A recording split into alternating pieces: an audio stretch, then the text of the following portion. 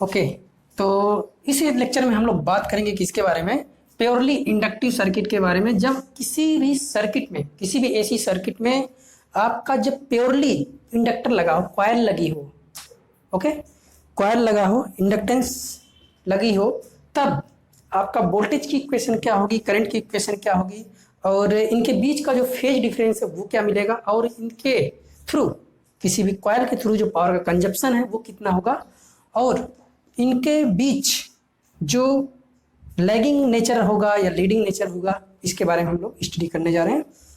तो इसका जो स्टेटमेंट है वो आपको लिखना है, the circuit which containing only inductive just like आपकी coil is called purely inductive circuit. तो आपका स्टेटमेंट होगा, a circuit which contain purely inductor is called L circuit या इंडक्टिव सर्किट। ओके, अब देखिए आपका यहाँ पर जो वोल्टेज है ये आपकी कॉयल है, हमने कुछ नंबर ऑफ टर्न्स क्या किए, बाउंड किए, और इसके दो सिरों को हमने एसी वोल्टेज से क्या किया, सिंपली जोड़ दिया है। एसी वोल्टेज हमारा जो है कि क्या है, V इक्वल टू V। ये आपका जो V है ये आपको लिखना पड़ेगा, ये आपका है instantaneous voltage. Instantaneous voltage V equal to VM sine omega t, equation number first, it is correct. आपका जो अप्लाइड वोल्टेज है instantaneous voltage V equal to VM sine omega T. और जब हम करंट की बात करेंगे, ठीक है, जब हम करंट की बात करेंगे तो हम कहेंगे कि जो इसके थ्रू, अब कॉयल है तो कॉयल का कुछ ना कुछ रेजिस्टेंस होगा, वो जस्ट लाइक आपका एक लोड के तरीके वर्क करेगी। जब लोड के तरीके वर्क करेगी तो कुछ ना कुछ करंट का क्या करेगा, अपोजिशन करेगा। ओके, कुछ ना कुछ करंट का क्या करेगा, अपोजिशन करेगा। तो instantaneous current I equal to क्या मिलेगा हमको, V डिवाइड बाई L, यही मिलना चाहिए। ठीक, तो हम जानते हैं क्या, V equal to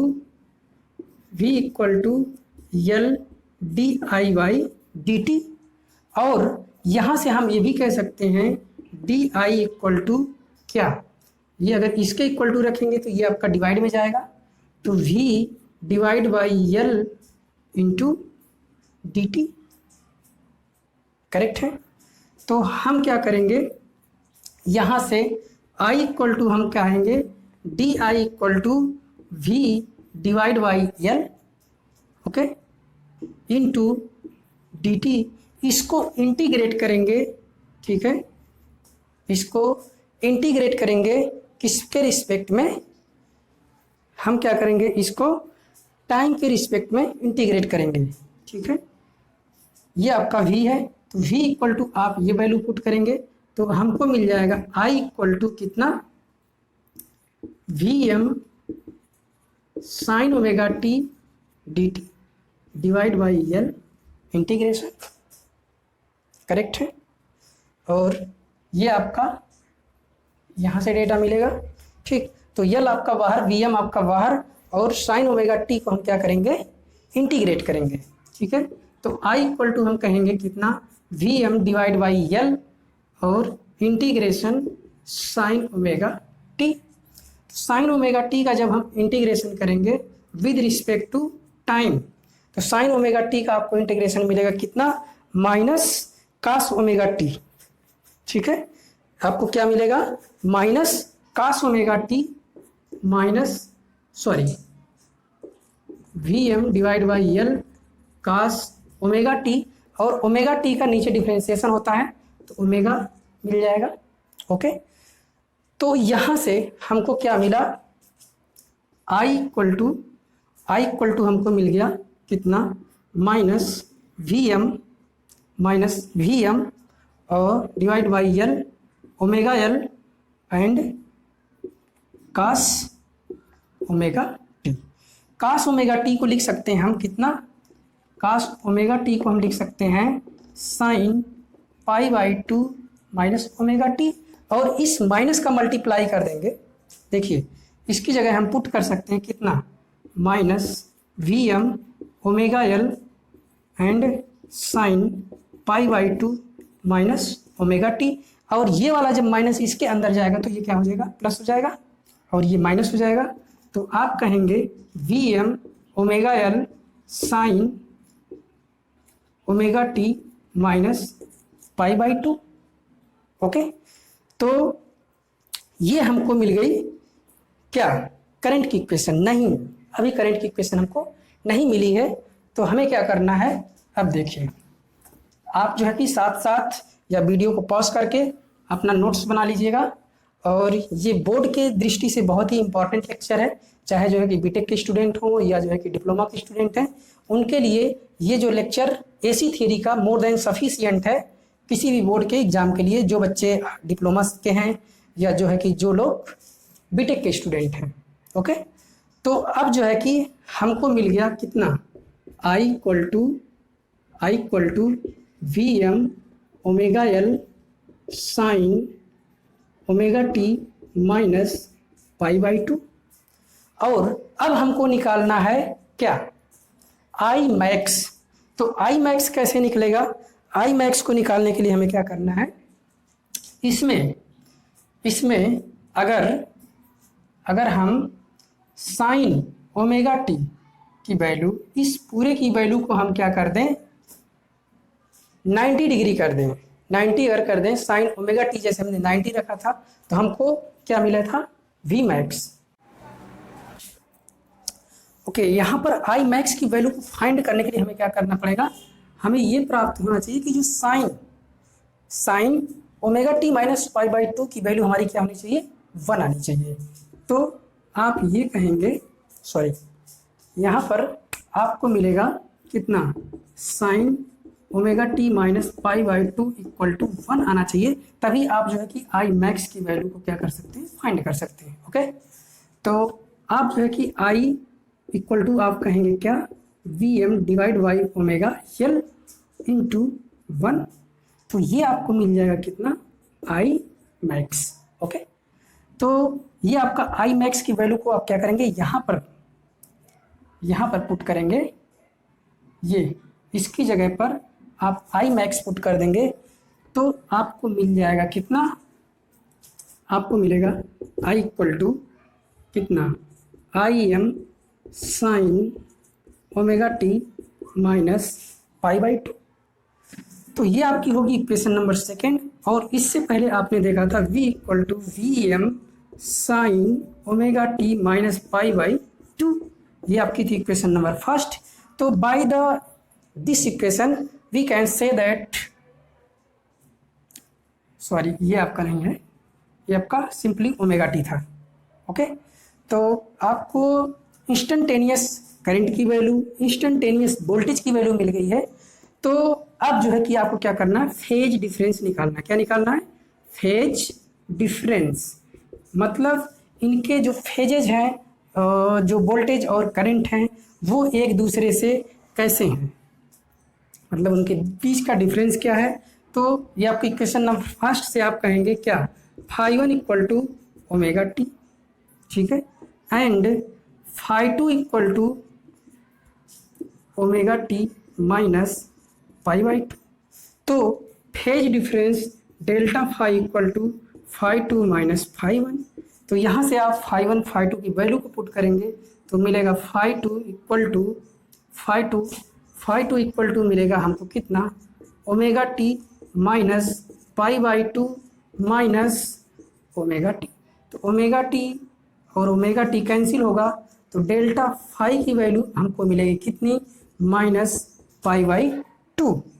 okay, minus pi by 2। तो यहाँ से ये प्रूव्ड हो रहा है कि जो हमारी करंट है, ओके, करंट है वो क्या कर रही है, लैग कर रही है 90 degree with respect to the voltage. तो यहाँ पे देखिए आपको जो फेजर डायग्राम दिखाया गया है, ठीक, वोल्टेज और करंट के बीच का जो फेजर डायग्राम दिखाया गया, तो इसमें आपकी करंट लैग कर रही है 90 degree with respect to the voltage. यही आपका फेजर डायग्राम इस तरीके से भी हो सकता है, वोल्टेज और ये आपका π/2, ठीक है, और फाई इक्वल टू आपका क्या है 90 डिग्री। तो करंट आपकी क्या कर रही है, लैग कर रही है with respect to the voltage. Voltage के रिस्पेक्ट में हमारी करंट क्या कर रही है, लैग कर रही है। तो हम ये कहते हैं कि जब भी हमारी किसी सर्किट में केवल और केवल इंडक्टर लगा होता है, मतलब आपका प्योर इंडक्टर लगा होता है, तो उस कंडीशन में करंट आपकी क्या करती है, लैग करती है 90 degree with respect to the voltage. Okay, तो अब जो है कि हमने देख लिया कि हमारे जो इंस्टेंटेनियस वोल्टेज का इक्वेशन क्या मिला हमको, इंस्टेंटेनियस करंट का इक्वेशन क्या मिला, और आफ्टर दैट हमने ये भी देख लिया कि जो इनके बीच का फेज डिफरेंस वो कितना 90 डिग्री, जिसको आप जो है कि π/2 कह सकते हैं। इट मीन्स जो आपकी करंट है वो आपकी लैग कर रही है। ओके, तो लास्ट में हम ये देखते हैं कि आपका जो पावर है वो इसमें कितना कंजप्शन हो रहा है या कितना नहीं हो रहा है। ओके, तो हमने जो है कि दो इक्वेशन देखी थी। B इक्वल टू हमको मिला था Vm sin ओमेगा t, और I इक्वल टू मिला था क्या, Im sin omega t minus π/2। Okay, तो अब जो है कि हम बात करेंगे किसकी, पावर की। तो पावर की जब बात करेंगे P इक्वल टू कितना, V इंटू आई। ओके, तो V की वैल्यू हमको मिली थी कितना, Vm sin omega t into Im की वैल्यू मिली थी, I की वैल्यू मिली थी Im sin omega t minus π/2। Okay, correct है। तो इसको हम क्या करेंगे, जो कि इन दोनों को मल्टीप्लाई करेंगे, Vm Im okay sin omega t into, इसको हम कहेंगे क्या, हम कहते हैं cos π/2 minus omega t equal to sine. तो ये आपका इसका इन्वर्स है, तो यहाँ पे आपका हो जाएगा minus cos omega t, minus आपका पहले आ जाएगा। तो आप यहाँ से कहेंगे क्या, Vm Im sin omega t into cos omega t, और देखिए ये आपका sin 2a का फार्मूला बन जा रहा है, sin 2a equal to 2 sin a into cos a। अगर आप यहाँ पे 2 से मल्टीप्लाई कर दें, 2 से डिवाइड कर दें, तो ये आपका फार्मूला बन जाएगा किसका, sin 2a का फार्मूला बन जाएगा 2 sin a into cos a। ठीक, इस चीज़ को आप रिप्लेस कर सकते हैं, तो आपको पावर मिल जाएगी कितनी, Vm Im divide by 2 into sine 2 omega t। ठीक, अब देखिए, अब इस फंक्शन को, इस पावर के फंक्शन को क्या करना, इंटीग्रेट करना है, क्योंकि आपकी जो साइनोसॉइडल वेव है वो एक साइकिल कितने में कंप्लीट कर रही है, 0 से लेकर 2π तक, और ये टाइम के रिस्पेक्ट में हमने आपको बताया पावर, वोल्टेज, करंट, तीनों चीज़ों के रिस्पेक्ट में आप इसको कर सकते हैं। ओके, तो आप यहाँ से कहेंगे कितना, Vm into Im divide by 2, 0 से 2π, और sine omega sine 2 omega t into dt, क्योंकि टाइम के रिस्पेक्ट में हम क्या कर रहे हैं, इसको इंटीग्रेट कर रहे हैं। ओके, तो हमको मिल जाएगा यहाँ से Vm Im divide by 2 into sine 2 omega t equal to, इसका जो इंटीग्रेशन होता है वो क्या होगा, cos, देखिए ये आपका इसका माइनस पहले से चल रहा है, ठीक है, यहाँ पे ध्यान दीजिएगा, ये आपका माइनस, और ये हो जाएगा minus 2 omega t divide by 2 omega, correct, कहाँ से कहाँ तक, 0 से लेके 2π तक। ओके, यहाँ तक का आप लोग करेक्ट है। इसके बाद क्या करेंगे, सारी वैल्यू को हम पुट करेंगे, तो ये आपका माइनस माइनस क्या हो जाएगा, प्लस, तो आपको P इक्वल टू मिलेगा कितना, Vm Im divide by 4 omega into cos 2 omega into 2π, okay, minus cos 2 omega into 0। तो फाइनली आपको क्या मिलेगा, इसकी भी वैल्यू 1 मिलेगी, सॉरी इसकी भी वैल्यू 1 मिलेगी और इसकी भी वैल्यू 1 मिलेगी। तो P इक्वल टू आप कहेंगे VM IM divide by 4 omega into 1 minus 1 और इसकी वैल्यू 0। तो P equal to VM IM divide by 4 omega into 0। तो P इक्वल टू आपको मिल जाएगा 0। ओके, तो इस कंडीशन में आप कह सकते हैं कि जब भी किसी सर्किट में कोई इंडक्टिव लोड लगा है तो जो पावर का कंजप्शन हो रहा है वो आपका क्या हो रहा है, 0 हो रहा है। ओके, आपने इससे पहले देखा कि जब आपकी सर्किट रेजिस्टिव थी तो उस कंडीशन में आपको जो पावर का कंजप्शन मिल रहा था P equal to VI, it means P equal to VRMS into IRMS। जो आपका किसी डीसी सर्किट में पावर का कंजप्शन होता है उतना ही पावर का कंजप्शन आपको रेजिस्टिव लोड में मिल रहा था। ओके, तो बस इस लेक्चर में इतना ही। नेक्स्ट हम जो है कैपेसिटर के बारे में देखते हैं। So thank you.